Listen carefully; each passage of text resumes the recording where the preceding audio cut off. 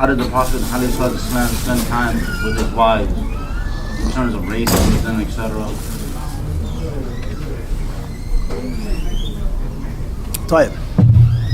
Bismillah, alhamdulillah, wa salatu wa salam, rasulillah. Question says, how did the Prophet ﷺ spend time with his wives, his family, his wives specifically?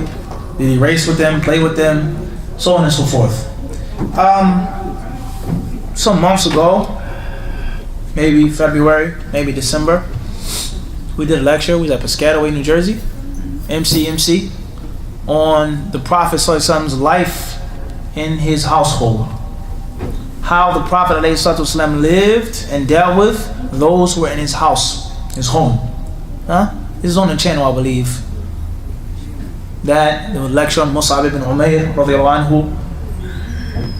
So if you can go back to that lecture in which we explained in detail and we tried to shed some light upon the hadith of Aisha and Sahih Bukhari and others, that when the Prophet ﷺ was in his house, he would be in the service of his family. He would sew things. If he had to milk a goat or stitch this or fix this or patch that, install an air conditioner in the kitchen, the Prophet ﷺ, he was what? In the service of his family. So a man, that's how he should spend his time with his wives. He should give them what they need and what they want, as long as it's permissible. Whether it's information about Islam, whether it's just sitting down and enjoying a cup of coffee or tea at the table, whether it's reading or watching something that's wholesome and beneficial, taking a walk with her, she wants to race and play around with you, alhamdulillah, take her out to dinner to a place, a permissible place in a permissible manner, la bas, romance, whatever the case may be, anything that they need and that they want. This is how the Muslim man should spend time with his wife or wives. She is your wife, she's your sister, she's your companion, and the list goes on of the characteristics mentioned in Kitab and in the Sunnah. Your friend, you should treat her as that in such a way.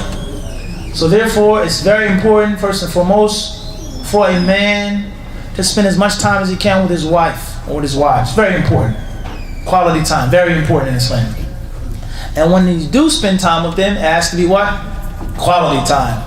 And there is no specific set restriction on what to do and what not to do, as long as it's in the boundaries of what? It's permissible. What isn't haram, what isn't hated by Allah subhanahu wa ta'ala. So there's some hadith in which the Prophet ﷺ would sit with his wives, he would talk with them, perhaps make a small joke with them, do this and do that. And he also gave them what they needed as well. There's some men, they may spend time with their wives and they give their wives what they want. Nice things, but they don't give their wives what they need. What they actually need. The need takes precedence.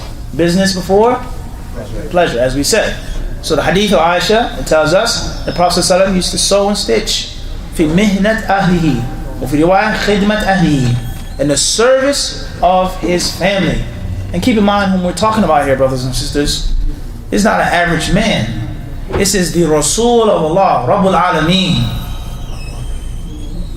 You understand what this means? He was the messenger of Allah, Rabbul Alameen. The status that Allah had gave him like no one ever. No one, period. And yet still he was humble. And he was kind enough to sow. Everybody understand this? There's some people today, maybe an imam of a masjid, a leader of a community, a president, a mayor, anything.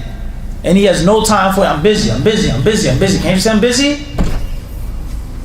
Why are you disturbing me? Why are you bothering me? Works 2, 3, 4 jobs, overtime, and he never has no time for his family. That's unfortunate. And perfection is only for Allah subhanahu wa ta'ala. And Allah, He gave the Prophet ﷺ the ability to do this. Everybody doesn't have the ability to do that, but we have to try, we have to strive. We have to realize that we are falling short. Spend time with your wife or your wives. Give them firstly what they need, what they want, as long as it doesn't go against the Kitab and Sunnah. And Allah subhanahu wa ta'ala surely knows best.